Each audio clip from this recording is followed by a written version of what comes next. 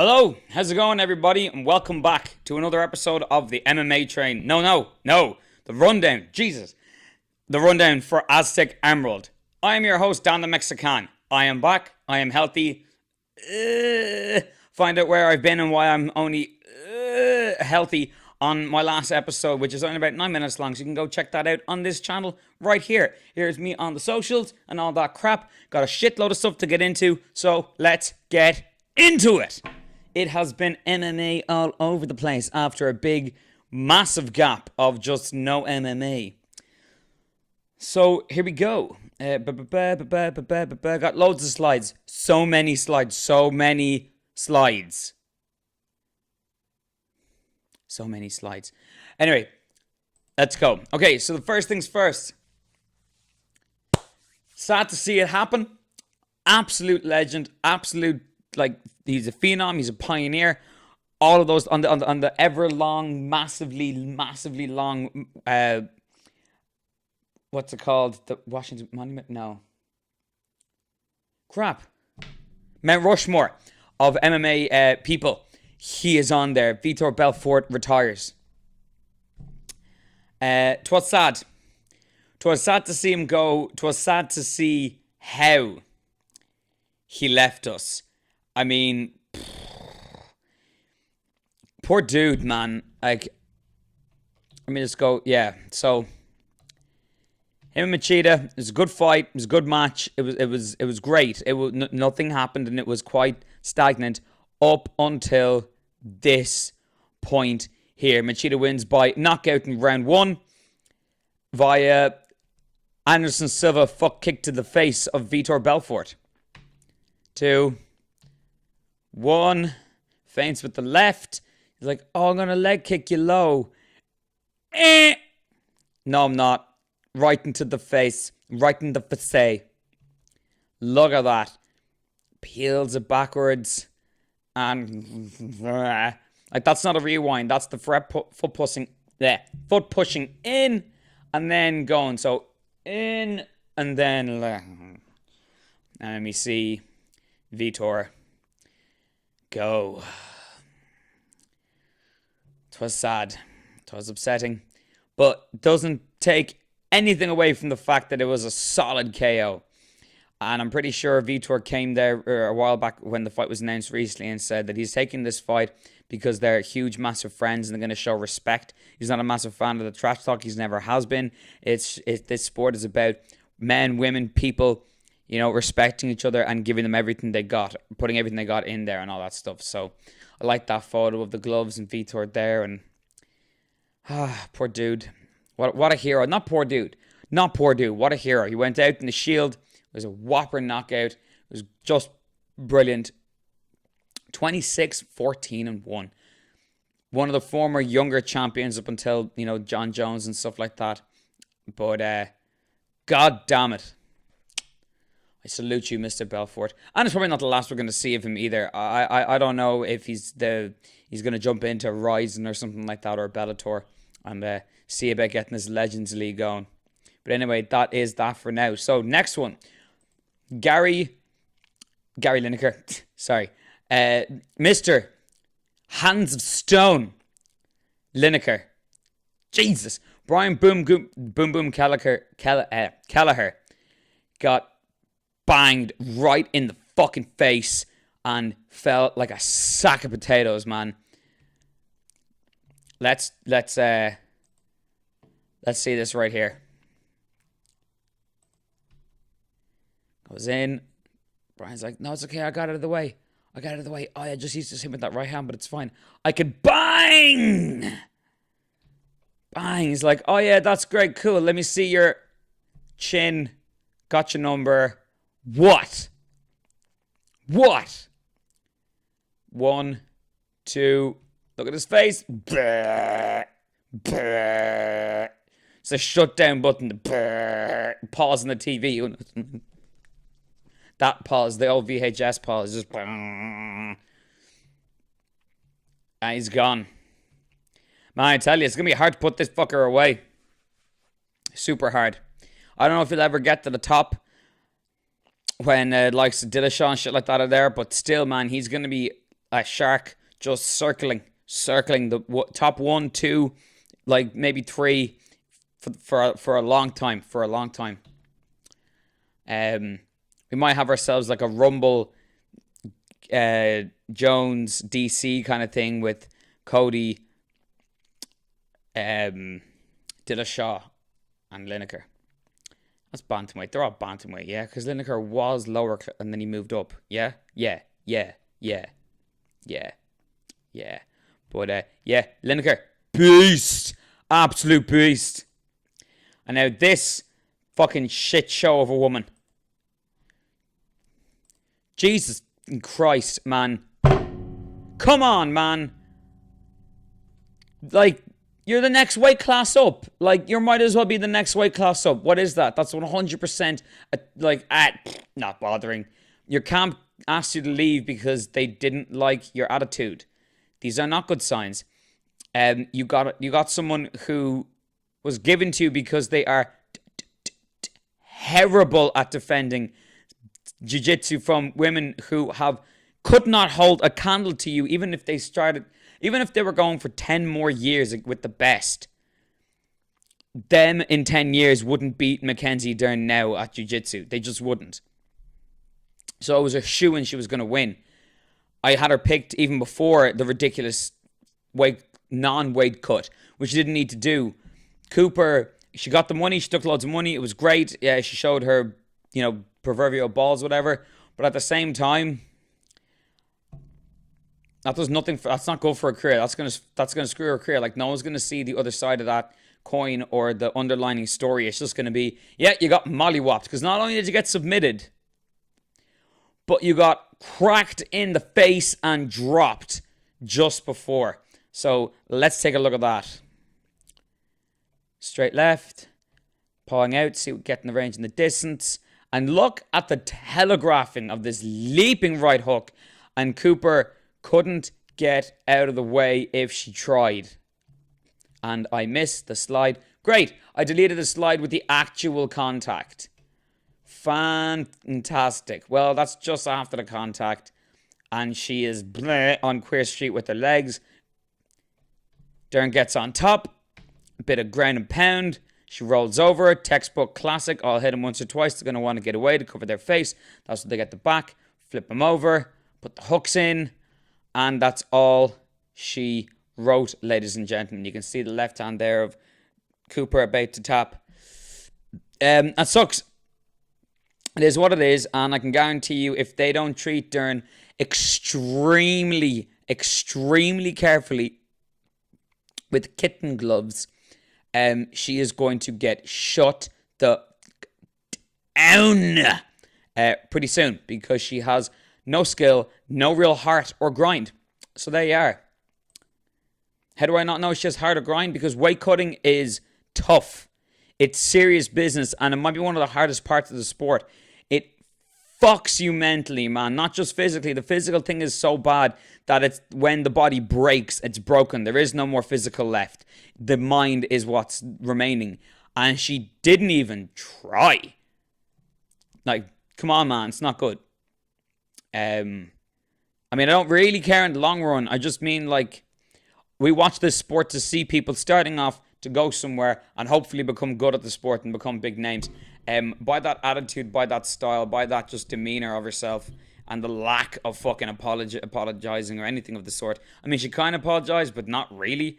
I don't know, man. I don't think she's going to be the star that they want. I think they have to treat her so carefully, otherwise she's going to get exposed super quick. Next. This is a fair fight. I agree with the decision.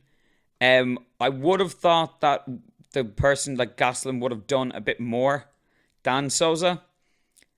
I think he could have got the unanimous decision is what I mean. But like, even though Souza put it on, he did get kind of tired in later rounds. There's one point where the ref kind of turned away, but he could barely stand up and walk back to his corner because he would not stand up on the floor. He was like on his knee and kind of went to get up and walk over, or he walked over and kind of fell down a bit and walked back up. I can't remember exactly sure what it was, but it was definitely a stumble and stuff due to the fact that he was starting to get seriously fatigued, and I would have thought that Gastelum would have been able to kind of put on a bit more. But for the most part, there was a definite sign of effort from Sousa that just didn't see the effect of that effort being exposed on the face or the reaction too much of Gastelum. And then whenever Gastelum put almost similar to maybe slightly less looking, at least observationally, type of effort in, they landed and they found their home. And subsequently, I think I might have said that a few times, but nevertheless, when Sousa kind of tried to implement himself and where he wanted the fight to go, Gastelum kind of was like, no, sorry. So we'll just go through a bit of slides here and see what we got for this fight. Fight. That's the punch that I think that drops him. Yeah. Comes in around with the right. Bang. And then boom with the left. Cracks him into it. Beautiful combination. Lovely little short, straight, not overarching or overreaching or anything like that combination. It was lovely. This is just a bit of a back and forth by the two of them. They both equally cracked each other in the face with the shot. Nice little shot. This is when Gastelum got to the ground at one point. Sousa was like, oh, you're mine. And it was super contentious, maybe? I'm not 100% sure on the word I'm looking for here, folks. But nail biting, let's just put it that way. If you're a fan of Gastelum as well, because you're like, I don't know how he's going to do this. And especially when Sousa kind of does this, and you're like, oh no, he's going to flip him over for the bar. Oh no. But man, he gets out of it and he's saved by the bell. And here we have Sousa with clean shot that by the reaction looks like it should have dropped Gastelum. But I mean, he kind of just eats it and it's like, all right, cool. Sup, son? Like, that's a serious punch. Leaning in, head down, crack. Lands it perfectly. Fires his head back, but it doesn't really do much. And then once again here, like I was talking about before, implementing his game plan. High single leg. Lifts his leg right up. And look where he is there, right against the cage. Moves him all the way out to here. Like, look where they are on the map. Look where he is in regards to the Kelly.com. Or, sorry, not Kelly.com. Whatever it is, .com thing. Nowhere near the .com, slightly underneath the M. Now, there he is. He's over there, like, way past down the .com to the left. So he went up and then way too far to his right. Sousa tries to trip him up while only on one leg left, while his left leg is like really high up. Kind of thing where you're like, you're kind of screwed, buddy. No, still has it. Couldn't get him down. Super impressive, man. Super impressive. And then Gastelum wins by split decision. I know I didn't have the UI there for that photo of like the winner, how they won and stuff. I only noticed it while I was doing this thing here. And there's no way I'm stopping this video and going around doing it again. It was a mistake for not having the overlay. Whatever. It happened. There it is. And then finally, the least really contentious, I can't use a word that I'm not even sure what the word is, especially repetitively. It's the least compelling, the most obvious outcome fight on the card for the most part. NUñES versus Pennington. Now, I will say, starts off standard, like most fights like this, especially the five round fights. I call it kitten pawn or yarn bashing. And it's when they're like, ooh, like, you know, kittens just batting the ball of yarn, just, boop, boop, boop, boop, boop. Kind of feeding each other out and all that stuff. To go against the cage, and man, fair play to Rocky Pennington. Rocky P. P on the rocks. Suplex fucking slams her, man, to the floor and gets some nice little ground and pound in. But, like most things in fighting, you ask people a question and you see if they have an answer. Well, she got that question. She was like, oh, cool, so that's the conversation we're having. What up now, bitch? Takes her down. That's a nice hook. Yeah, except slam. Big slam of a takedown. Gets her on the ground. End of round one. Look at the corners here. Look at the corners. One of them is really like calm and yay. And the other one's, you know, in a fight. Then you get the knees. Boom! Eat that one. Boom! Eat that one. Boom! Eat that one. 3 knees. 3 knees for her to eat. For her to eat. Not the face of someone who is psyched for fighting or to go into the next round. However, that is the face. Look at Nunez to the left. By the way, that is out of sync. That's how she looks at the end of the 4th round going into the 5th. That shouldn't have been there. Once again, these are different times, by the way. These are different rounds. Still, coach with his hands in her face and she's smiling. That's it. On the right hand side, people in a fight trying to regroup. When you get to the other rounds, like kind of pretty similar. We get to the I want to go, I want out. I don't want to be here anymore. Or I have nothing left, or whatever it is she said. I can't remember. And the coach trying to tell her to get in there and go. And that's that face. Acceptance of inevitability of punishment and pain. She takes it down, man, and just fucking mollywops it, bursts her nose, and doesn't give up. Just smells the blood and keeps going for it until the ref, as you can see there, as if by magic, a Mark Goddard appeared and stops the fight. If we can go back to here, which is a point of very much contention of opinions and everything like that. And what's the best way to break this down? Okay.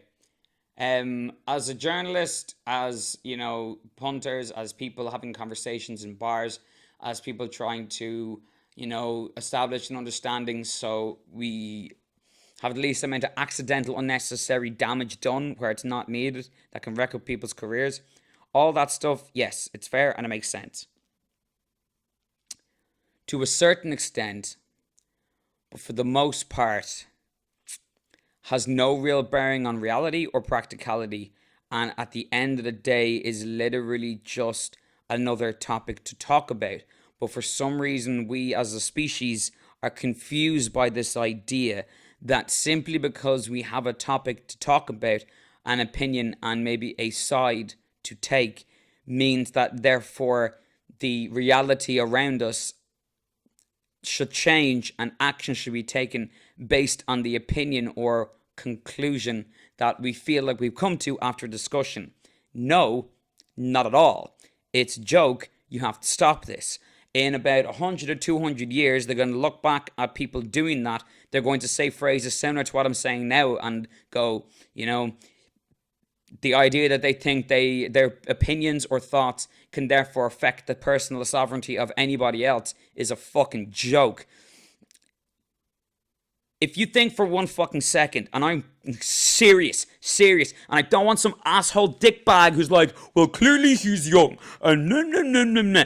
The amount of years you spent on this planet is no relevance to your wisdom or your understanding of how the world works, the universe is, or your place as a creature in it. It is to do with the life you've led and the things that have happened to you and how you have grown and changed because of the things that have happened. I would wager very highly that a 16, 17-year-old person who's born in a crap shithole environment, who's had to learn to survive, who's had to learn what a liar is, who's had to learn what decency, actual altruism, thievery, being a dickhead, and just general non-really dickhead asshole stuff, but just trying to survive. That kind of overall philosophical understanding is way more deeper ingrained in a kid in that background than a 45-year-old fucker, alright, who's done nothing but told where to go to school, told what subjects to learn, told exactly how to get the points that they need in the subject, told what building to go to next, what other things to study, what other words to repeat and regurgitate at the end at an exam, and then what career to go into, where the building is, how to get there, blah, blah, blah, blah, blah, everything written out for you. All right? I wouldn't be surprised that 16-year-old's a bit more fucking intelligent. Here's the thing. We have this unbelievably narcissistic concept that because sentience exists, that therefore it is our given right, our duty as individual creatures to impact every other fucking person on the planet with our individual fucking thoughts. And if we can get a handful of people who agree with us, there are 7 billion people. Consciousness is, as far as we can tell, a fucking emergent property. Google what an emergent property is. I'm not explaining it for you. It is an emergent property based off the overall greater answer of the sum of our parts, asking the question of what the fuck is going on around us. We have our eyes, we have our hearing, we have our touch, we have our smell, we have so many other different sensations that we're not even aware of. Barometric change in temperature, pressure. We can kind of gauge all this shit to a more or lesser extent, but we still have it. We put all that stuff together and it becomes great in the sum of its parts.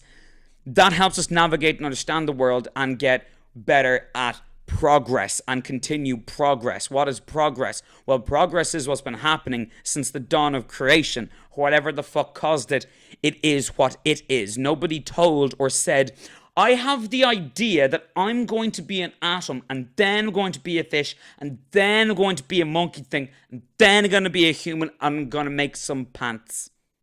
No.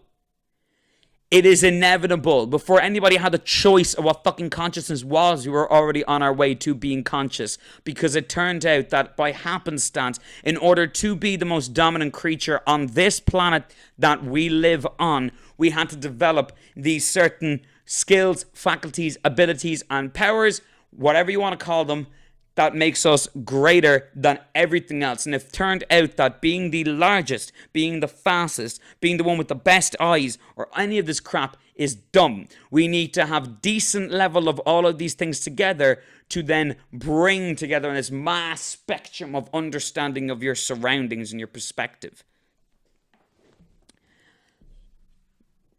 These are things that exist just because whatever the fuck drives this universe has driven it to be that way. As 7 billion people on the planet, if we can universally over time agree for the most part on a definite rule, brilliant. Okay, I think it speaks for itself that that's a rule. For example, for the most part, nobody is really cool with the innocent taking of a child. From something as little as telling a child that something they believe in is completely fake and lies, or, you know, the more sinister, more fucked up scenarios. For the most part, we can kind of all agree that that's absolutely fucked up, and most nations and places have a general reaction of, oh, you mother, right? I can't even go to say that there's a lot of these. Murder isn't even one of them. It's not. We don't universally as a species, we don't all agree that murder is 100% wrong. We don't. There isn't a very small pocket that just can't help but have to take a life. I'm sorry, but there's not. I can't see a situation where I would murder someone that has ever happened in my life. But if I had a daughter and a dude raped her and I knew who that dude was, I will find that dude and I will stab him until the cops pull me off his lifeless fucking body. And that's just the end of it. And I don't give a shit about anyone's opinion about it. Because once again, it's not about your fucking opinion. And I mean this in a big scale. And the reason why I'm saying it like this, because the only way I can get across this point about this particular situation for how you're all fucking incorrect. Every single fucking one of you is so violently incorrect. It drives me insane that you wake up in the morning after seeing those things that said, or hearing it back to yourself and go, yeah, I made a serious point. No, you didn't. No, you didn't. You got hoodwinked in the concept that your opinion fucking matters. Because it doesn't. Do you know who your opinion matters to? The people you choose matter to you. That's it. In your close life.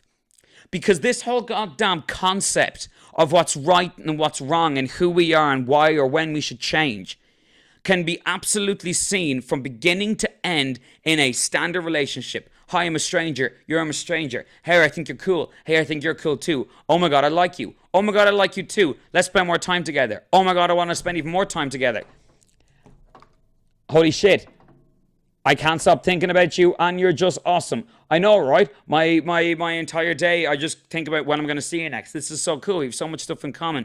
Blah, blah, blah, blah. Time goes on. Wait, you have an opinion about what? Yeah, no, I strongly feel about this. Wait, if you feel like this about that, then you would have to feel about this about another way as well. And that would mean that, whoa, that's fundamentally very different to who I am as a person. Jesus Christ, you piece of shit fucking tripod.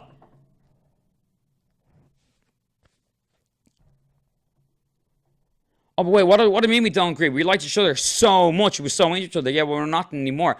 Oh, crap. Well, I don't really know if I want to be around you. Yeah, well, me not either. And now I'm starting to regret ever liking you in the first place. Me too. Do I resent you? I think I do. Hey, how about get the fuck out of my face? How about you get the fuck out of my face? Fine, we're leaving. Done. We're over. What a bitch. I can't believe I fucking spent my time with her. What a fucking dickhead. Can't believe I knew him. Hey, man, it doesn't matter. Nobody really cares. We're still your friends. It happens. That shit happens. It's done. Over. That's it.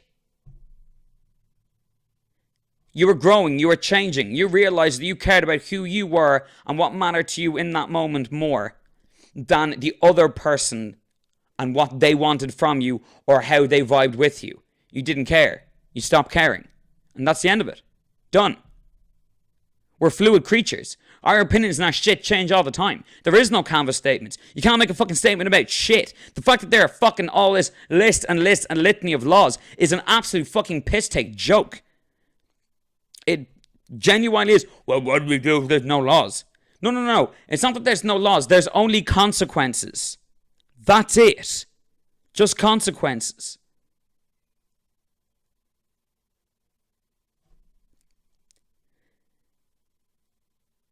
You might think, well, we have to set up rules and laws because there are these assholes that fuck it up and we got to make sure that they don't get to fuck things up. But they're going to fuck things up. They're assholes. They will always fuck it up. It's the same with making alcohol illegal. Making anything illegal preemptively never fucking works because people will still do it. If the juice is worth the squeeze, they will do it. And sometimes the squeeze is just the fact of defying. That's it. You cannot make rules. All we can do is agree in the future aspects for what we think, for the most part, is fun, that we like, we don't like other people do to each other, and we try and teach and disseminate that information. But, Jesus Christ, oh my fucking God, journalists have heard that woman and her teammates say it is what it is. We probably do the same thing again. I don't care. I would rather go out with my shield, blah, blah, blah, blah, blah, blah. You can say we got to get rid of this mentality of, you're tough as nails, stick it out there. We don't have to get rid of shit. Because if you want to get rid of that mentality, there's no fucking fighters. It's about, Chael Sonnen said it very well, start putting your will on the line. Now, we have rules in this fight because it's a sport. We say things like no headbutting, no eye gouging, no things like that. I'm inclined to say that I wouldn't be surprised if we allowed everything, that there will be a time period where people win fights over what we call, they were bad rules we left for a reason, but now, it's kind of turned into a shit show, until that grey area gets sifted back out, or whatever the fuck, not grey area, and we balance to a place that we're like, no, I'm so good, people find it really hard to headbutt me. I'm now aware of headbutts, and it's not as easy to headbutt me. I'm aware about kicking now and covering my groin. These are just new things we had to add. And it'll get to the stage where if you do that shit, there are answers for it now and everyone's expecting it. So it's not that it's a rule that nobody does it. It's just there's no point because people have workarounds for it and it's stupid. You can still go, well, I'll spend the whole time kicking someone in the balls. Okay, well, people just be waiting to catch your foot, dump you on your ass, and smash your fucking face in. You cannot change the rules because there shouldn't fucking be most rules. Their assholes will ruin shit. Assholes will always ruin shit. But Jesus fucking cunt Christ, shut the fuck up thinking your opinions matter so much that they piss on the person's opinion who you are arguing about. Like, you don't think it's fair that Rocky went in there and kept fighting, but fucking Rocky turned around herself and went, I don't care. I would have hated if I left. I would have hated and regretted it if I didn't continue fighting. You can choose to believe that or not. It's not your fucking business. No one cares. She doesn't fucking care whether you believe it or not, and it's not going to change whether she's going to do that again or not. If she decides not to do that again, it'll be because what happened in that cage, and not your fucking opinion after the fact. I've listened to people hear this. I've listened to people's opinions about this, and then still just fucking disregard it, and then demand change based on how they feel about it. Fuck off. Your feelings are pointless. They're fucking pointless. Were you in that exact moment? No. Well then, no, the feelings don't fucking matter. Your feelings in life only matter to the ones that matter to you, and that's it. And the fact that we think it's anything more than that is a fucking joke. Because you can go through life and not really speak to most people, like most people do in a normal urban city, and nobody hates you anymore for it, or likes you anymore for it. You just are, and that's it. And you know when you are happy, and when you are at your most happiness, when all that shit's out of the way, and you spend time with the people who matter to you most, which usually, when you realize later on in your life, and you've made all these fucking mistakes, and now you realize the right thing, is quite a small knit amount of people.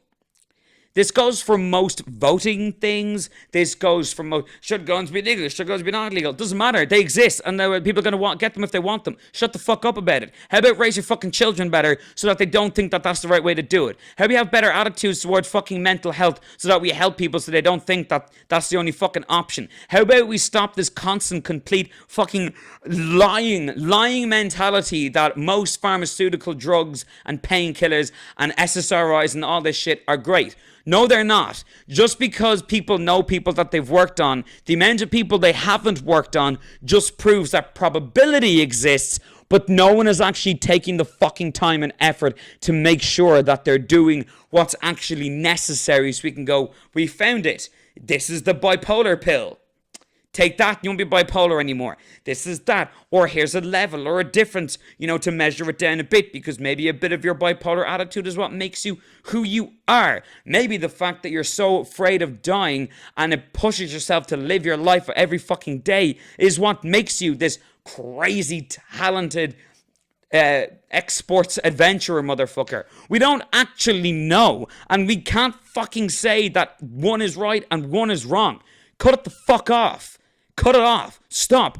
Raise people better, disseminate information better, and have the balls to turn around when someone's talking shit and go, that's fucking wrong. I don't care if you feel it in your heart that it's right. It's fucking wrong, and you're telling people shitty information, and they're going to make shitty, incorrect decisions because it goes against what we know to be reality. What's reality, Dan? Well, reality is what you make it. No, it isn't. Reality is what it is. If I can't see a car, if I can't fucking hear a car, if I can't feel a car, it doesn't mean that if I stand in the center of a fucking highway and cars are going speeding by 1-ton bullets at 60 miles an hour, that I'm not going to get run the fuck over. I'm going to get run the fuck over. That is reality. Cop the fuck on. Guns, illegal, not illegal, doesn't matter. They fucking exist. Abortion, should we, shouldn't we? You don't get the right to have a fucking vote about what other people can do with their fucking existence. Shut the fuck up. Shut up. Shut up. Jesus. 7 fucking billion people on the world. You find a small group of people who don't think everything you say is bollocks, and then you think that you are right? There is no fucking right. Man, as I said, the one thing we seem to sort of agree on after years, thousands and thousands and thousands and millions of years, It's not cool to fuck around with kids, man. That's it! Well, what about the elderly? Some elderly people are pricks, and they should fucking know better because they've been around here the longest. There really is very few fucking things. Hey, be kind to your planet. Well, I mean, not really in that arrogant manner. Like, be kind to your planet. Like, take care of that car. You won't die without your car. If you fuck up the planet, our species doesn't exist. That's it. Keep care of your fucking self. Make sure progress continues. And it probably fucking will. Stop this bullshit about thinking that your opinion, therefore, is, because you've thought about it so much, must enact change in the reality. I will listen to 5 podcasts recapping a fight. Not because I'm looking for the right opinion that appeals to me. If that was the case, after a while, I would find the right podcast and I would listen to just the one. It's simply because I like hearing about it. But I listen to it, I enjoy it, and that's it. It doesn't affect my day. It's not going to make me do anything different. It doesn't really affect my fucking opinion. All it does is broaden my perspective, so when I have other conversations, the conversation can be a bit more rich, because we like to talk. Because maybe us talking, having these conversations, is another way, an emergent property that our brain is using to compute data and understand how to fucking use data better and better and better and better. And we think we only have a certain amount of time to do it, but maybe those rules and those abilities we pass down to our children. So they're better speakers in the future and people that disseminate their thoughts as we are. Fuck. Your opinions are bollocks. They're bollocks and they're pointless and nobody cares. Unless they just like to listen to your tone, your general perspective, whatever. But that's a private, subconscious contract between you and that individual other person, which has no other bearing on anybody except you and that other person for the small period in time that you choose to interact in whatever way you interact. End of story. That's it. Fucking stop it. If a fighter wants to go in there against a person who's known to win most of their fights by egregious eye pokes and thinks that they can take them on, but then gets eye poked to death for the finish, which is once again ignored that this person has won by eye pokes, and then for some reason the narrative is, look how amazing this fighter is. I'm still waiting them not to win for them not to win a fight by eye pokes. Ponza fucking Nibio, right? Jesus. Perspectives and bullshit and everything, it just changes and it doesn't reflect reality a lot of times, so it doesn't fucking matter. Just continue with it, go on and get out of the way and just fucking move on about it. Jesus. And for the love of fuck, respect the other person, like, who is in the situation that you're talking about, to go, maybe I spoke out of turn and I don't have a fucking place to say about this anymore. Maybe I did until I got the new information. Now I have I shouldn't speak about it anymore. Errol Helwani and Luke Thomas, who, by the way, are the reasons why I do what I do. I do this MMA show because they inspired me to be more serious and methodical and legit about my fucking my work and talk on MMA. I like, Joe Rogan got me into podcasting, so did Kevin Smith. Brennan Schaub and Brian Callen got me into the more messing around, joking kind of shit. But Luke Thomas and Errol Helwani are the reason why I want to be as professional as I can without leaving my own tone of voice out of the equation. And man, their fucking entire nonsensical conversation about this whole thing and where this spawns from and how are we going to protect the fighters from ourselves. Don't let them fight. That's how you protect fighters from themselves. Don't let them fight. It's a fucking sport where you hit each other in the face and you try to break each other's will, and then you're trying to put in situations where I don't think that we should allow for scenarios where a person challenges another person's will, or when it is challenged, I think their team should just give up the ghost. It doesn't matter. No one's right or wrong. What all matters, the only thing that matters is in that moment, between the people in that moment, and that's it. End of story. Shut up. Done. Right. Now, next fucking fight. That was quite a good event, I must say, considering a lot of the names aren't exactly massive. I was really impressed with it. But we will move on from that to a card that really surprised shit out of me. Again, I was quite surprised. It's been quite fun. It's been great. It's been great. In all fairness, I had a lovely time. This was just, I mean, don't call it a comeback, man. Puelles is getting, like, okay, so this is the story of the fight so far for Puelles. Silva is hitting him with one of them. Oh wait, sorry, I got a transition. My apologies. Hitting him one of them. Jesus Christ. Don't do this. Thank you. Look at that body shot. That rip to the body. I missed the punch there, but that punch went over his head, cracked him on the top of the dome. And, oh no, sorry, he ducked that one. And that boom to the chin. That drops him. And then Silva gets on top. And everything's okay until Puelles' foot punches out like Spider-Man's hand through concrete. Just, wait, where is it? Yeah, just punches through. And that is, boop, that foot. That foot's the end of it, folks. That's where it all ends. Takes that foot, grabs that leg, flips him over, grabs that arm as he tries to defend, rolls over to him. This is the second attempt at this, by the way. He tried this at the beginning of the fight. This is the end of the round. I think it's the end of the third round, man. And flips him over. Silva's trying to fight out of it, but he's got it high. Before the knee was down further into Puelles' crotch, so he wasn't able to get the extension. But now he's using his cup as a fulcrum while bending his knee the opposite direction, hyperextending it.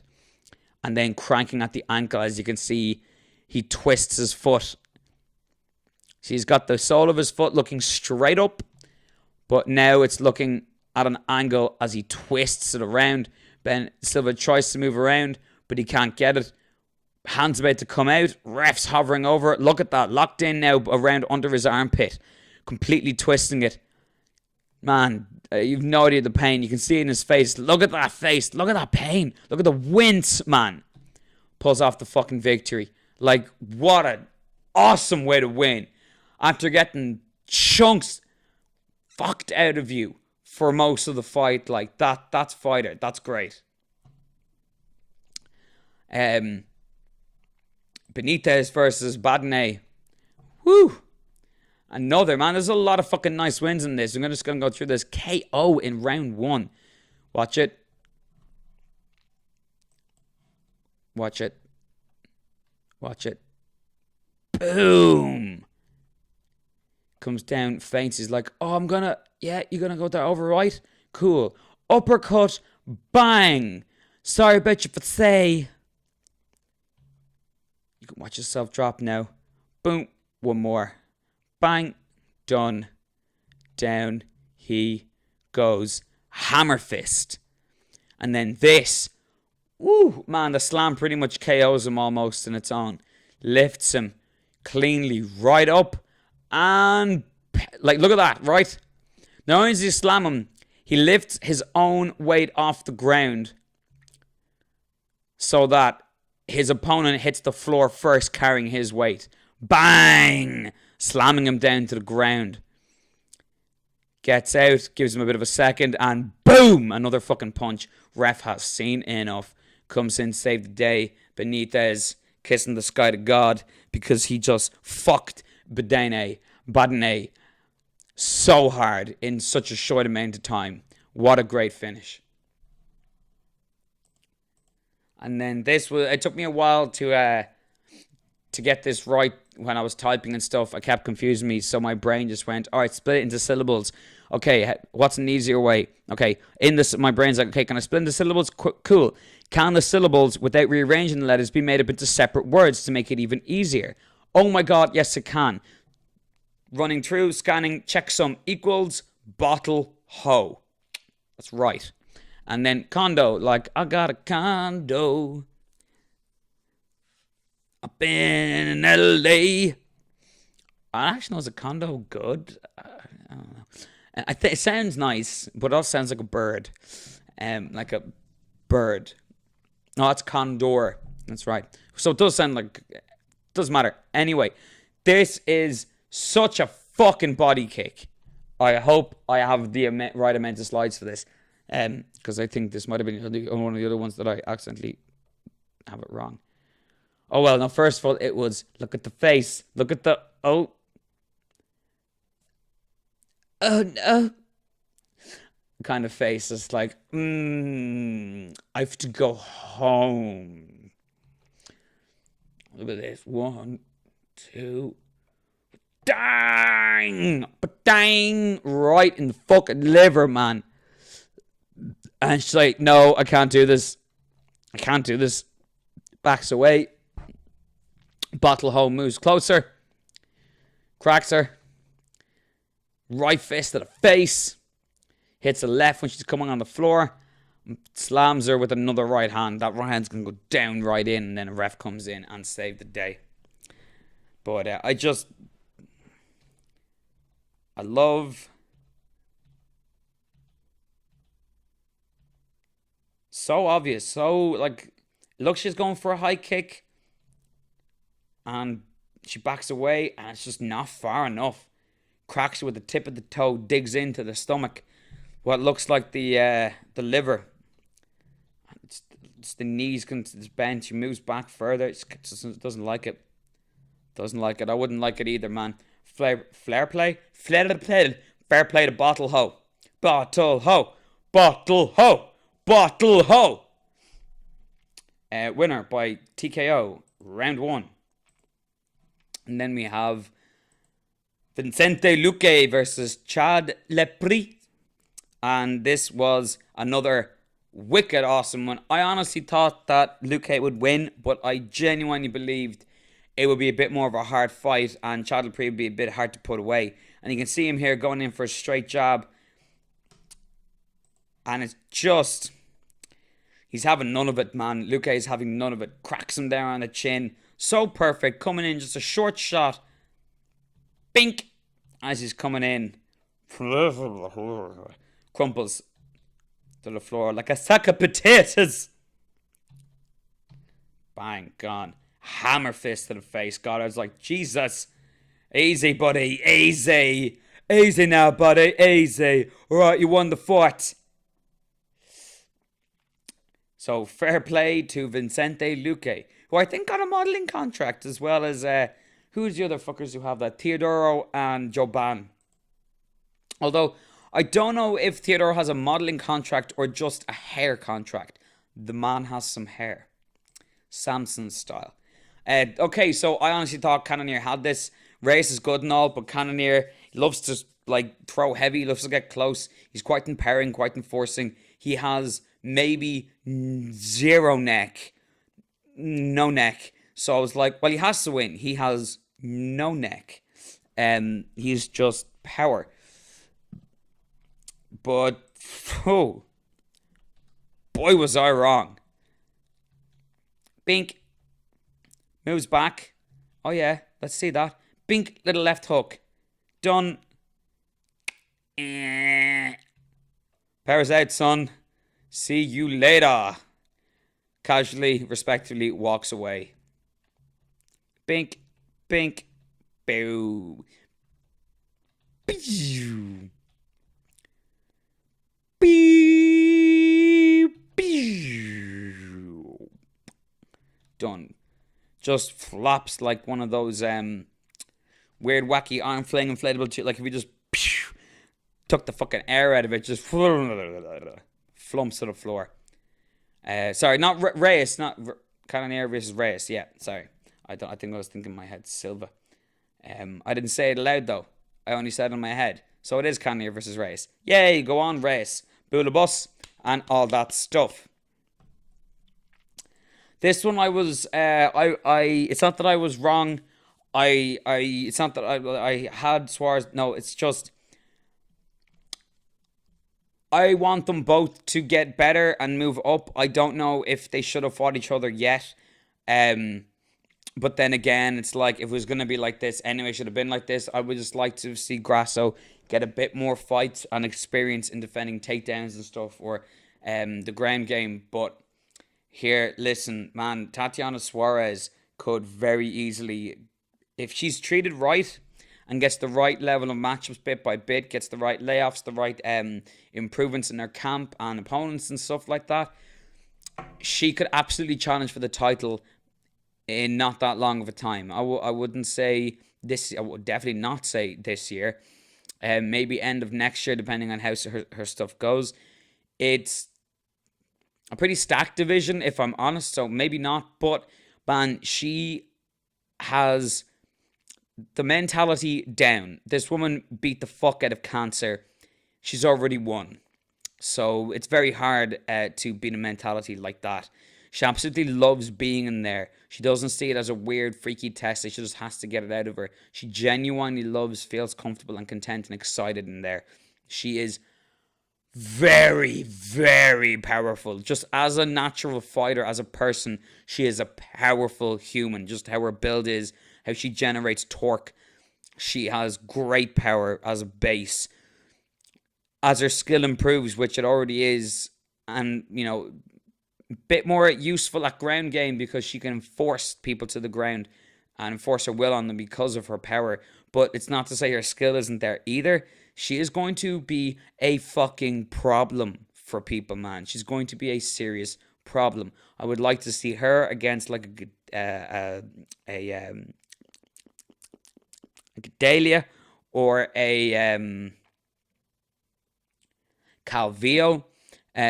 More about her in a second. But I think the only way she loses is because people just have way more time in the octagon and experience against different opponents, rather than, you know, if it was even up and it was just fighter versus fighter, who's the better fighter. I think people are gonna have a fucking hard time beating Tatiana Suarez, man. Seriously hard time. So let's just get into this. Very, very quick, very textbook, very bread and butter, very no nonsense. Rear naked choke by Tatiana. Gets Grasso's back. Drops her ass to the floor. Grabs her with her. Rocks her back in like a cradle, so she can, on the way back, when Grasso tries to slam back down her legs, she then leaves herself exposed so she can, Suarez can put the hooks in. It's got the neck. It's tight, man. She's just going to sit there, peel her back, stretch her out. Grasso even trying with, like, just cracking her in the face, trying to get her to let go. Hits her pretty good, but you got a hand fight. She was hand fighting for a bit, but then she kind of stopped, tried to throw those punches as a Hail Mary. Obviously, that's not how you defend. And, Albuquerque had seen enough. Ref Albuquerque had seen enough. And if you can look here, look at the wincing face on her, man. That's a lot of pain. That's a lot of pain. It's not happy. She's not happy there. That was a great win by Tatiana Suarez. And then finally, in our main event, Maia versus Usman. Said he broke his hand in the first round or second round, and then his other hand in the other rounds. I'm not 100% sure how that is or what broken is. Maybe sprained. I've seen fights where fighters have broken their hand and they just don't throw that hand anymore. They just can't throw it. There was actually a fight with Uriah, I think, where he just ended up throwing bows for the whole fight because he legit broke both his hands. So I don't know what the story is with that. I think that people don't like when fighters say certain phrases, so he didn't say, look, man, it's Damian Maia. At no point am I taking any fucking chance. I'm playing this slow, I'm playing this methodical, and I'm not giving him a single fucking iota of a moment where I can make this a mistake or feel complacent or he's on me for too long or holding on to me or even near me for too fucking long where I don't have complete control over his entire position because it's Damian fucking Maia. Shut up booing, fuck off. No, he's not going to say that. Most fighters aren't going to say that. So they say other things which kind of like, you're making excuses with your hands. About your hands and stuff. But look, here's the thing. That's how you have to fight Maia. Maia's corner, do you hate Damian Maia? Do you hate him? Oh, well, it's hard to tell him, you know, when he has a set in his mind. And yeah, man, he seems like a super nice guy. And he seems that what matters in people's heart and emotions matters a lot to him. And I think if you were to speak to him about in your heart, no disrespect to him and stuff, but he has to stop taking these 2 week notice fights. For the love of fuck, it's hurting your heart. You know he has the ability, but you don't like to see it squandered when he takes these kind of short notice fights. Anything, man. Anything. Jesus, that guy fights so much. He's already 40. Would you like your fighter a bit more, please? But then again, it's not going to make a fucking difference because he's just going to do it. Because he's Damian Maia and he's going to fight to the bitter end. And I'm not going to, I say that stuff to coaches, but I don't expect them to listen to me. I don't expect anyone to listen to me. I'm just saying, voicing shit to be entertaining. Because it's not that I don't think, if I knew them, I wouldn't have gone, hey, dude, maybe tell Maia not to do that. Because you can do it, but I'm going to do it. So if you don't want me to do it, you do it. But whatever. I'm not going to say anything. I just, whatever, man. He's such a nice guy. It comes a point where you're like, is being so polite to the people you care about causing them to make bad decisions? It's not something that really matters. Only, as I said, to the people in your small little circle who matter to you. And clearly, Damian Maia fighting is more important. But I think we can all agree that for the most part, though, when it comes to legends like this, we'd like to not see them keep taking these fights with the whole I have to win one. It's like, it doesn't really work that way, man. But not a lot of mad slides in this because it's a 5-round fight. But these slides kind of just put the general concept of what this fight was, which is this. Maia goes for a takedown. Kamar stops him, stuffs it, holds it, and then true to position and great wrestling, no matter how much Maia tries to make you impatient, no matter how much he tries to make you complacent, Usman's still on the ball. Look how much he's turning. Look already the distance he's changed from the very beginning. Completely looking one way to the left. Both his legs are parallel. And then, bit by bit, it turns. Now he's done almost a 180 by the end of this. Look at that. Turns the whole way around to make sure you can't fucking get any ground on him. That's beautiful. Because holding him like that's not going to do much.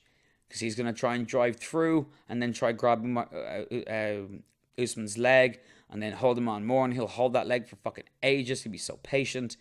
But no, he didn't get it. It happened a few times like this. Once or twice standing against the cage where Usman had to keep that wizard to stop Maia fully backpacking him. It wasn't the most exciting fight to watch, but it didn't mean by any stretch of the imagination that it wasn't a textbook perfect performance to the most part in order to make sure without a shadow of a doubt that Damian wasn't going to win this and take it from him. Usman did what he believed he had to do, and I have no problem with it. And he won by unanimous decision, and he should have. And it was a good fight. It was a good contest. It was a good event. I like when I watch fights, I'm like, I don't know these two fighters that much, or I kind of know them, but don't really know them enough, or the matchup doesn't really make much of a difference for who's going to win. They're both kind of unnamed or unranked, or it's not really going to do much. But I really I forget that sometimes you watch the fights and it doesn't matter if I know these people or what the rankings are. The fights are fucking great, and sometimes fights are really good, and the outcomes are great, and they're exciting, and they're fun. So I was really happy with it. I loved it. And now, we get on to the final thing, which I'm doing early and I'm doing this week. And the reason why I'm doing this week and the reason why this video's gone on so long with me droning on and on and on, and why it took me a few days to put this together, because I had to get all these slides and make all these slides. And look, I'm going to be honest. Full disclosure, people watching my channel, and when you find out why I was out, I have to maybe change a bit of the format of how I do this as well. I have to take a huge amount of calories every day.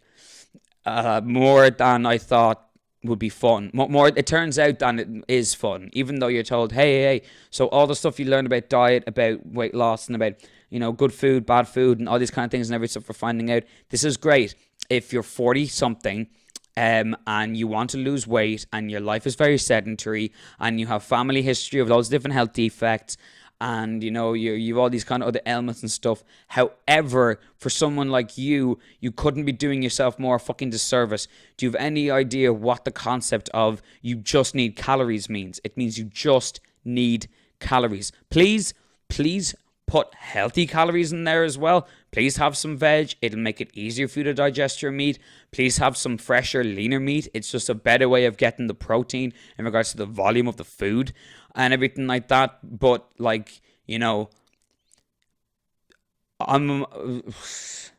gotta have like 3,000 calories to 4,000. Like they're like, if you can have 4,000 calories a day, excellent. Maybe in a year or so, having that diet, we can balance you and put you back down to maybe 2,500 to 3,000, because right now you're drastically underweight. But you have to just keep eating anything you want, whenever you want. And like, deadly, excellent. I can have pancakes and cream and fucking bacon and shit every morning. This is amazing. Until you're like, I'm not actually hungry, I'm really full. I still have to have another chicken breast and another loading of rice or potatoes or whatever. Oh, look, it's 1 a.m. and I'm calories short for the day. I guess I have to have a cake. Man, I don't want a cake at 1 a.m. Alright? Not when it's like, by the way, I've already had 2 like soup in a mugs and 4 slices of toast and a cup of tea about an hour ago, about 11:30 or 12, and at 8 I had a second dinner, which was a steak and homemade chips and broccoli, steamed broccoli with butter because it's delicious, and my first dinner, which was like hot dogs and like fried rice and stuff, like hot dog in a bun, separate thing of fried rice, because I'm weird like that. I'm not going to put the hot dogs, cut it up and put it in that, because then I can't have it in my brioche bun, and I don't want rice in my brioche bun. What the fuck is going on here? So yeah, it's like, this is a lot of food, man. I'm not a hobbit. I don't know how their stomachs work, but it's intense. And the thing is, if I found out that I can't go on these fasts, because it's not a case of, oh, well, you'll make it up later. It turns out one of the reasons why it needs so much calories is when your liver is scarred, it needs more calories in order to do a normal function. And when you don't give it the calories, the energy for it to burn, it can cause it to strain and sometimes make it even scar more and, cause the liver not to be able to do its job properly and shit. So, like, I can't be like, I'll just settle at being super thin and lean. No, I'm underweight, and even if I wasn't, anytime that I fast or I go on a fast, like don't eat for hours, I'm doing damage, apparently. So it's really fucking hard to eat and keep eating like a system. Like, before I've even wanted to think about food, I'd have another meal. And then while doing all that and finding working in between these moments and actually be able to get work done and getting consistency and getting a flow. And obviously in time I'll get better and better at it. I'll get more common to know what kind of meals that I like more. My stomach will expand, make it easier. It won't be as much of a task to have these meals. But still, it's long. It takes a while, and that's why it's taken so long to get all this stuff up. I should have had it up by Monday, but I was still working away till late, because I had to keep stopping for breaks to have my food that I wasn't necessarily hungry for. But it has to happen, and I will say I don't feel these complete drops and just moments of I can't even think, my brain's gone, don't care about anything, don't want to watch a show, don't want to hear a podcast, don't want anything. I just want to be already asleep, but I'm not even tired enough to sleep. I'm just it's very, very weird.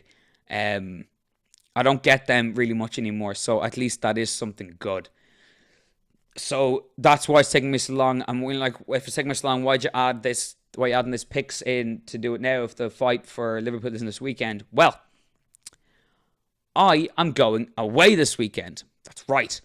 I am going to London. No, I'm not going to Liverpool, unfortunately, to go to UFC. I had no plans on doing that anyway. That cost a lot of money. Way more money than what it's costing me already. And it's cost me a lot of money to do what I'm doing. But when I add everything up, don't care. I got ticket to go see Hero and Villains convention in London. I also have a friend who's in the West End in London, so I haven't seen that person in years either. So an old friend of mine who gave me the ticket to go to London with him to the convention, I'm meeting up with him. We're going on the Friday. Then we're going to the convention one of the nights. I'm going to meet him with the other old friend of the family. Go see one of her plays, Jade URL. Go check her out, support her, Instagram, all that stuff. I'll be seeing one of her plays in the West End. I've never seen a West End play before. So that's going to be cool. I like the experiences of it. Couldn't give two single iotas of a rotten fuck about going to the tourist locations. Oh, wow, you have a big clock. Oh, wow, some fucking bitch lives in a massive house. We have them all around Ireland. We have big clocks in Ireland. We have really old buildings with really fucking old people who own them. It's the royal family. No, it's not. Well, actually, you'll find it is the royal family. No, royalty is a word that is not really real, and therefore you can go fuck yourself, and it doesn't make anybody special. So suck my balls. It's the wheel where you sit on and shows you around London. Oh, you mean the Ferris wheel? No, it's the London Eye. The Ferris wheel. Oh, you mean the Ferris wheel? You mean the Ferris wheel that's designed by the guy who designed the original iPod? Yeah. So the Ferris wheel. Yeah. Why? Well, you can see all of London. It's just more of a city. If you want to tell me, go up there and you can see all this amazing land of the African savannah. Yeah, okay, deadly. Come up here and you can see roads from really high up. Got better view in a fucking drone, a YouTube video. So I'm fine. And it's like, well, they're tall. They're not fucking America's skyscraper tall. And even America's skyscraper tall is starting to get embarrassing compared to Dubai, Asia tall. So not really into that either. I am into, I would like the other shit, like experiencing the proper theater. I like experiencing conventions. I want to go around and see all the different, like, it's going to sound really, really, really lame. Like, really lame, especially me shitting on other stuff that people like, that's really interesting. I don't necessarily care about the Big Ben or any of that stuff, but I do like turn around and go, I do like stuff where it's like, before any machines existed, 150 men built this. It took them 1,000 years. What? How is it even possible? They told their children, here you go, you're building this now. And they died while hammering. And then their child continued as an infant in a nappy. Like, that kind of shit's good. I like learning that shit. And then after which, the weekend is over. On the Sunday, the day of the fight, one of my friends going back home. He's working again on Monday. I am my own boss. So I said, right, well, in that case, considering my friend's a bit of a stinge, and I say stinge, you know you are, Gil. You can say fiscally responsible. I say, I don't make a fraction of the money that you do, and you picked the cheapest hotel you could have possibly picked, and you wanted to go even cheaper, until I was like, I'm not staying in a fucking pub. I'm 30. What the fuck? In a hostel, like, fuck off. No. So we're staying in a decent hotel, but anyway, he's going, and I'm like, cool, you're going. I want to stay to watch the fight. So I said, well, fuck that hotel for that final day. And I got myself a sweet motherfucker balcony suite. What up? And I'm going to watch the fights from a balcony suite in a swank-ass hotel with bitchin' room service, getting my calories and my gains on, stuffing my face while watching the fight at, get this, man, get this, a fucking reasonable hour. Yes! So, I gotta get ready for that whole weekend. I only just found my passport yesterday. So I have the picks for you now because I won't be here at all over the weekend to do shit. And this will be the last video I'll probably put up this week anyway. So, without further ado, let's go. Can't give massive reasons for most of these wins or who I picked to win, but we'll see if I can at least drum up some kind of bullshit reason why. I will say this. I've seen Lena Landsberg a while in here, and I've seen her name around the circuit, and she hasn't done much. Gina Mazzani, from the way of seeing it, she's a shitload of momentum. I think she might be like on like an 8-fight win streak or something. All from her pro experience. I feel she's got a rush. She's going to bull rush. She's going to have a bit more strength, power, happiness of being in the UFC and having that around her. And she more than likely will get the win. I think it's a close matchup as well. And it is her debut, but I just think is it her debut? I can't remember.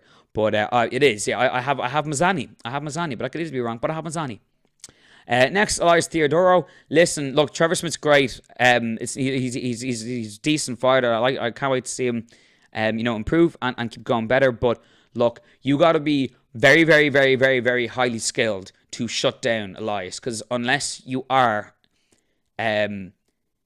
he's gonna take whatever it is you can give him. He's gonna use his strength, his power, and his grappling to kind of nullify you and fuck you around if you're not an absolute ace at it.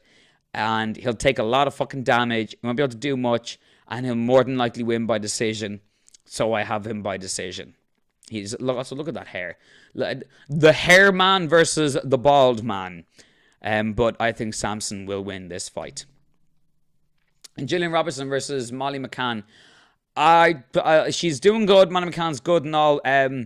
Oh, wait, no, I made the mistake. Okay, yeah, so Meatball Molly McCann is the one on a fucking tear and hasn't lost I think she lost one fight. She won 3 or 4 of her amateur, destroyed them.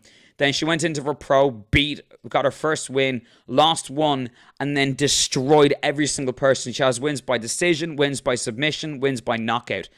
I have her beaten Gillian Roberts, even though I put Gillian Roberts for the win. So we'll see what happens there. But I think it's to do with the fact that one of them is Muay Thai and it's probably going to get submitted.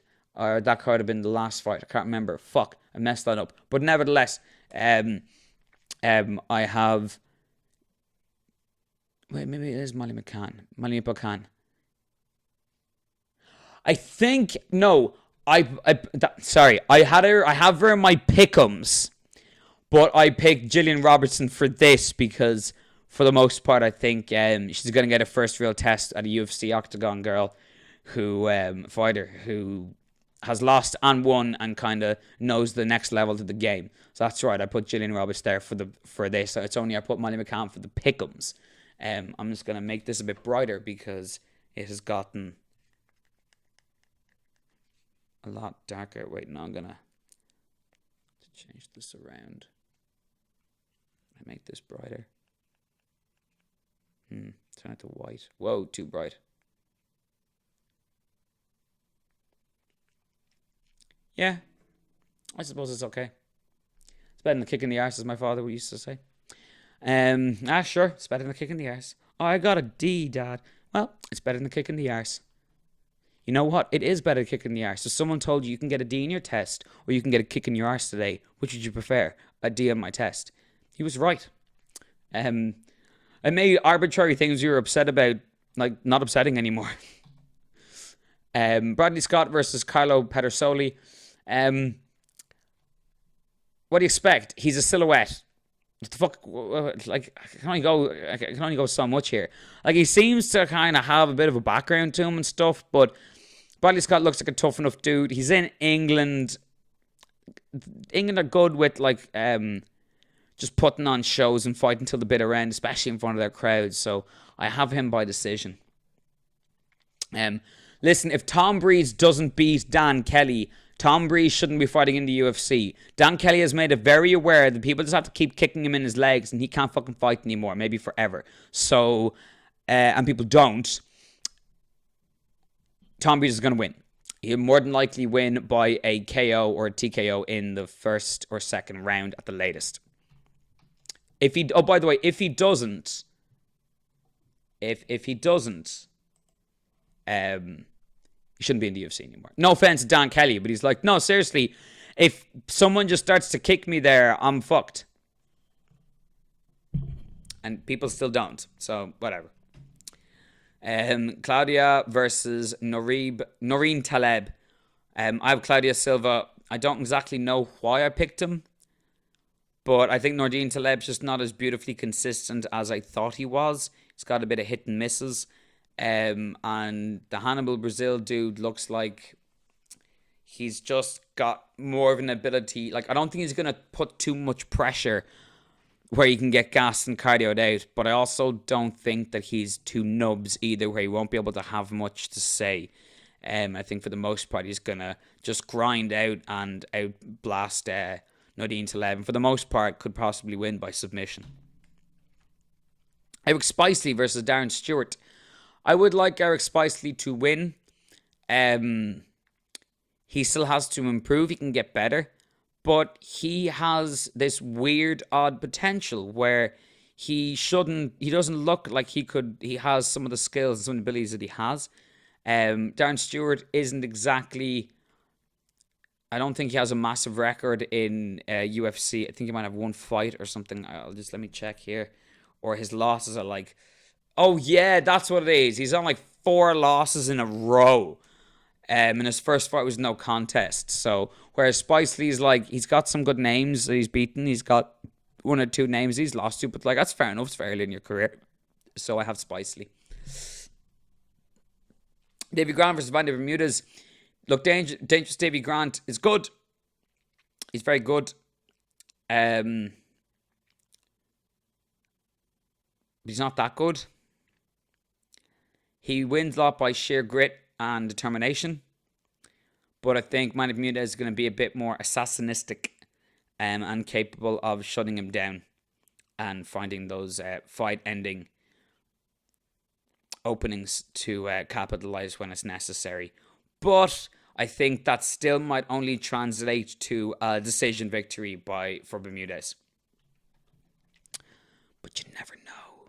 Not giving England a massive amount of favour for this card. It's nothing against them. It's just they do have a lot of great fighters, but some of them are kind of going out now, and we're a bit late to the game. And there is some people coming up now that are starting to make a better case for greater English talent cementing in the sport. But there's still a bit of a empty path, a kind of unchecked ether, where there's a few people just kind of floating around that they're not exactly that level, either anymore or yet. So, or ever were. And yeah, so for the most part, I think Bermudez is going to take this. I love Jason Knight. This might be a fight of the night, but man, the guy's only a kid, and he already, look at that record, man, 20-4. That's a lot of fights. We can see in his fights that when he gets beaten, he doesn't just get beaten, he's getting chunks taken out of him. He's too fucking eager. He's like Justin Gaethje style, but without the level of wrestling and, fight, what's the word? Like ability to take the fight where he wants it as Gaethje, and he still has that similar kind of keep walking forward and taking hits.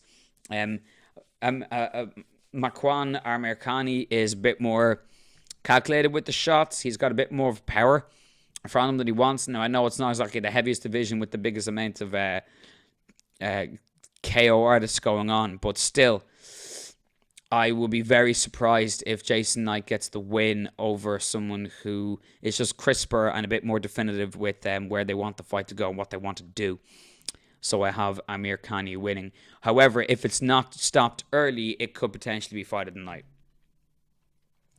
Arnold Allen, man, he's just smoked everyone he's fought. He's young, he's fresh. He seems very, very all ready for how much he's fought. Pretty tight and decent in the little areas that he's expanding on. He doesn't seem to be way too far on one side, or he's put all his time and dedication into these 4 or 5 disciplines, but there's one he can't really get.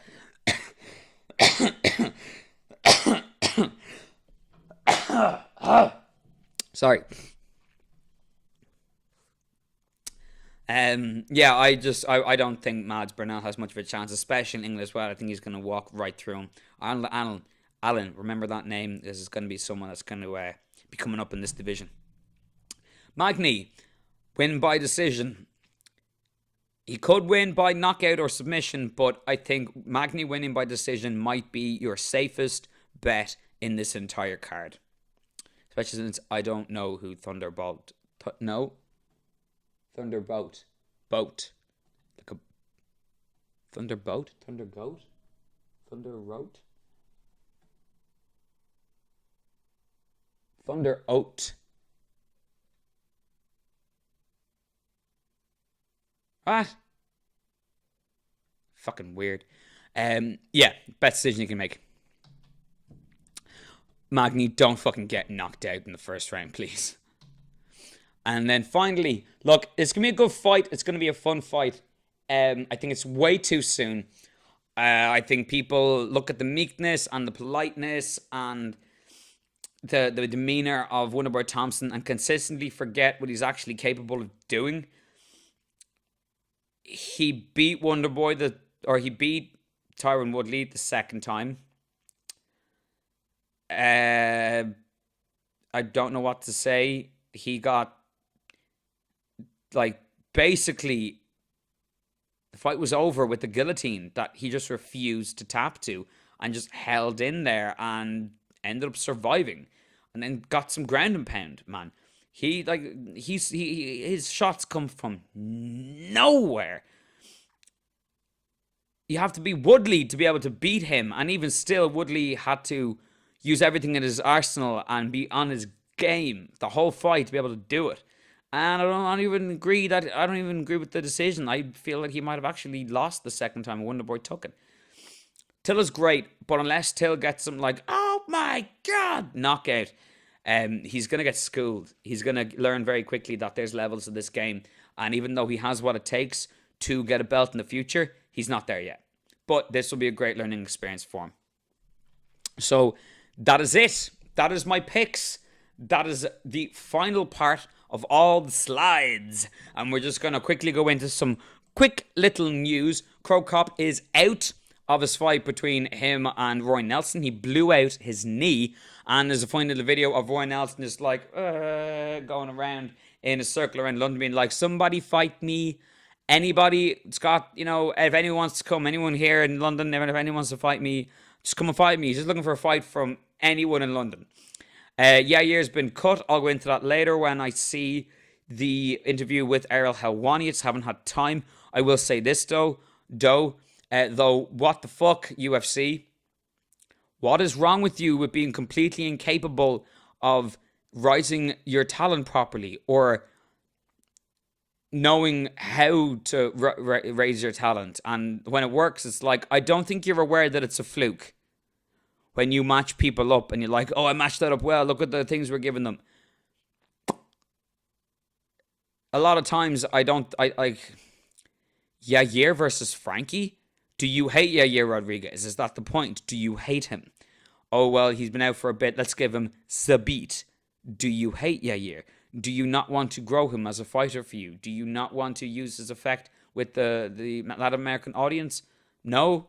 None of these things? What the fuck are you doing? What is with these decisions? Cool. And now you're cutting him because you put out fake news in order to drum up hype to try and, bully him into accepting a fight based off the fans wanting it.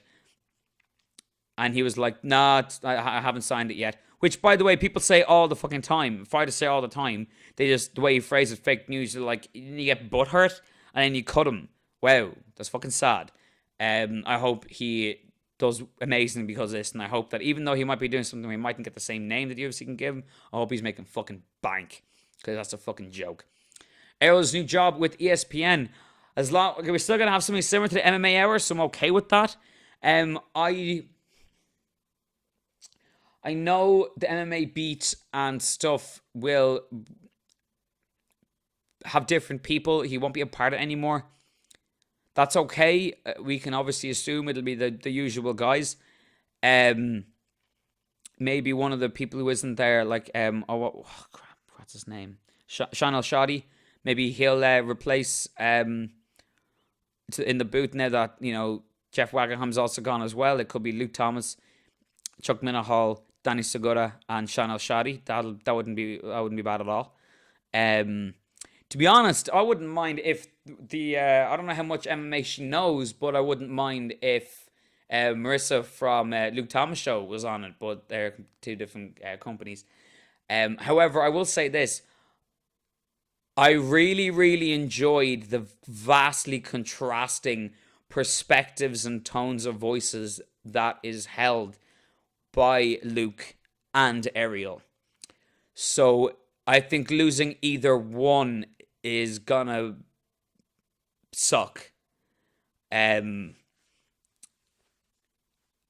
still gonna watch it, it's still gonna be good, but I don't know if it's gonna be as flavorsome, but we'll see.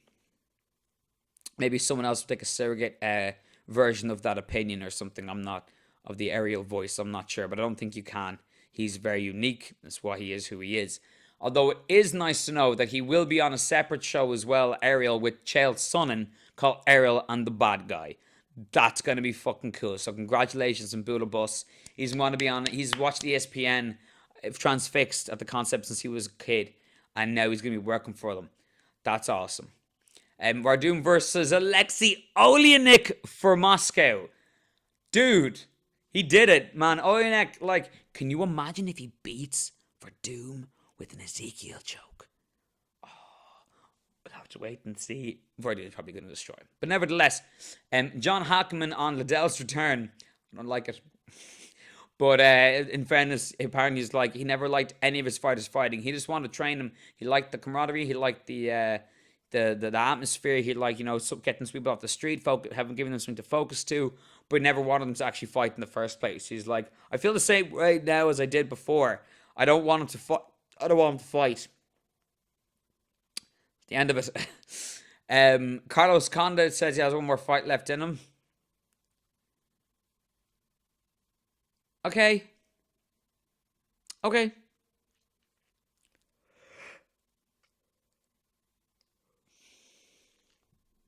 that's fine. Maybe Joe Ban or something. That'd be cool. Although I don't know if that's the same weight class. But okay. I think it is, yeah, welterweight, yeah. You don't have to fight anymore, Carlos. It's okay. Rose on JJ Trilogy. This is beautiful. She's got to publicly admit who the real champion is.